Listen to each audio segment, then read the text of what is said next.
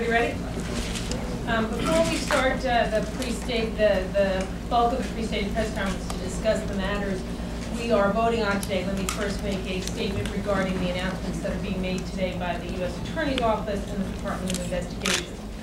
I think, as you all know, we've cooperated fully with the U.S. Attorney and the Department of Investigations on all of their requests for information and on the investigations that they are conducting.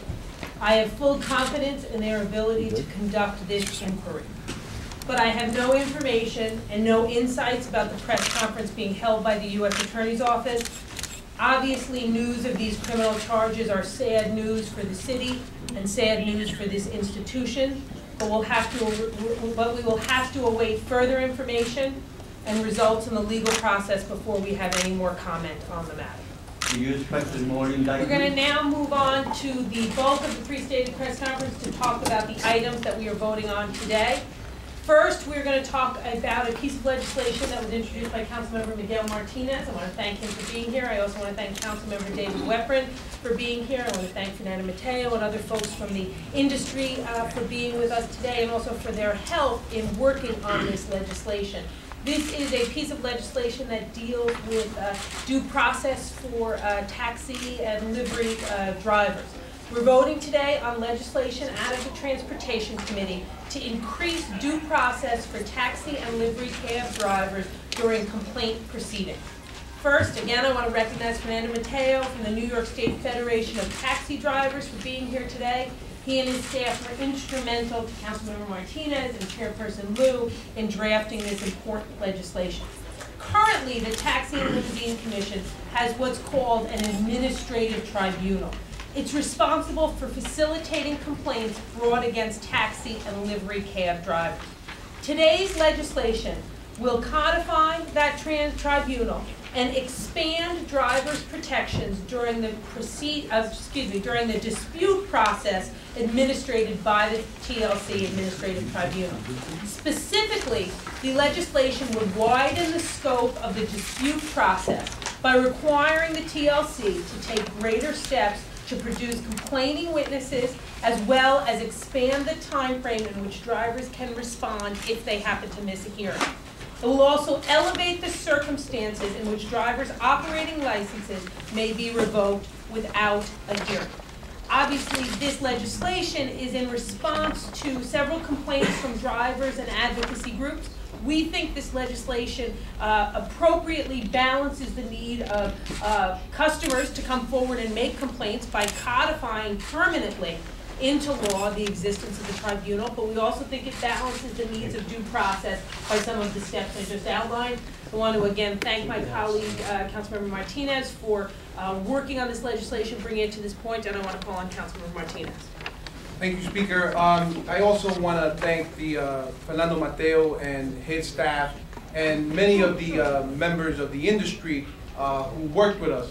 Particularly, I also want to thank the counsel to the committee, Phil Hum, who was very instrumental in helping us put this together, and Peter Mason, who's here, who worked very hard with us. This bill, as the Speaker mentioned, is about transparency, it's about due process, and ensuring that drivers who earn their livelihood because of the licenses that are issued by TLC, that before these licenses are revoked, before these summonses there's a judgment on these summonses, there is clear due process where we have drivers understanding that they're not guilty until proven innocent, but rather they're innocent until proven guilty. And as many of you know, we have many immigrants that are drivers in this industry that many times may not understand the process, but this legislation will provide more transparency, more of an understanding that they do have a right to continue to drive until they're actually proven guilty and until they're actually evidence that their license needs to be revoked. And I think that by taking this step, we're also enhancing TLC, the work that they've done in improving the tribunal. But now we have clear legislation that dictate what are the steps in the process for these hearings to take place. Thank you, Speaker. Thank you, Councilmember Martinez. We are also voting today on a resolution relating to off-track betting, a resolution urging that steps be taken to remedy some of the situations at OTB. We think this tracks with the direction that Governor Patterson is headed in. Let me call on the sponsor, Chairperson Weprin. Thank you, Madam Speaker. Pig slips went out to almost 1,500 New York City OTB employees yesterday. These are DC 37 employees, men and women, hardworking men and women in our city.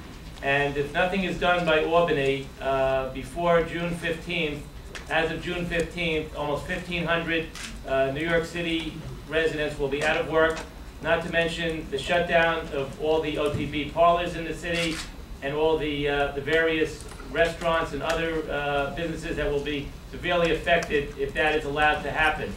Let me make something clear. New York City OTB is the most profitable OTB in the state. They actually generate $130 million in profit each and every year. They take in revenue of $1.1 billion on an annual basis.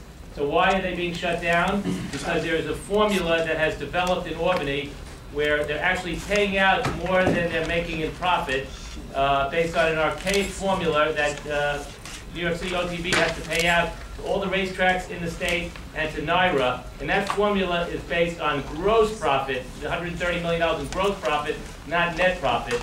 And as a result, they're paying out, as of June 15th, or the end of June, they'll be paying out more than they're receiving, and OTB will be operating in the red for the first time. So this resolution is urging Albany to act, and to act quickly, to change that formula, to take into consideration the cost of living in New York City in operating these parlors, as well as making sure that all payouts are done based on net profit rather than gross profit, which would allow New York City to keep money to operate. Thank you. And we're happy to take any questions on at this time on the tribunal and on the OTB resolution. Any other questions? Your office has clearly said that money put through fake charities ended up in legitimate organizations, but the indictment on seal today says that money through two fake organizations, $14,000, ended up going to the Scott Reed Foundation, which was then embezzled. Was this bookkeeping operation less benign than previously thought? You know, as I said a little bit ago, we don't have any information right at this moment about, or any more than anyone else, about the specifics of the indictments. We're obviously saddened about the indictments. There just isn't very much more I can say at this time, and if there is more we can say later, we will let the press know about it. Speaker, do you know if any other council members are currently being investigated by I have really no more knowledge than what I've already shared with the press. As I said in the beginning of this process, we did not know what the focus of the initial investigation was, and I don't know any more about anything else related to the focus of the investigation. Will you step down as council speaker? No. Speaker Quinn, could you or your staff let us know as to whether Asquith, Reed, and Joyce and Anderson are still employed by the city council, what their salary was? We can do that, Frank. We will provide, we will be, obviously, some of those questions relate to personnel matters. Yes, but they're the public. No, absolutely. So we just have to do some checking to make sure we do that disclosure appropriately, and we will make that disclosure as soon as possible. Is this the first time you've heard those two names? I've met Asquith Reed, that other name I've never heard before. I may or may not have met her, I don't know. Speaker, one city agency turned down the application of public funds for Donna Reed Memorial. Shouldn't that have raised a red flag here at the city council? And what does that say about giving the mayoral agencies more authority over how this money is spent in the future? You know, obviously there is additional information that we will all get, the press, my office, the council, from the indictment, from the comments made by the U.S. Attorney, from other information we find out through the course of the day. As we look at that, if there are more comments and more questions we can answer, we will. I don't mean to say the same thing over and over again, but at this moment in time, there really is not much more that I can say than what I have already said over the past close to 2 weeks, and beyond saying that we have fully cooperated with the U.S. Attorney's Office and the Department of Investigation, given them all the information they requested. As we found out other things, such as the fictitious groups, we disclose that information to them. I'm saddened by these indictments, and if we have more, if we have and can say more later today, we will absolutely do that, and we'll stay in touch with the press about that. One more, guys. Can you say if you had any advance notice? I had no advance notice from the U.S. attorneys about this indictments. My office found out about this from a reporter. But have you read them or not? I have not read the indictment yet, no. I have not read. Mrs. I have not read the whole indictment yet, no. Mrs. Speaker. Speaker. Thank you. That's it, guys. Jamie?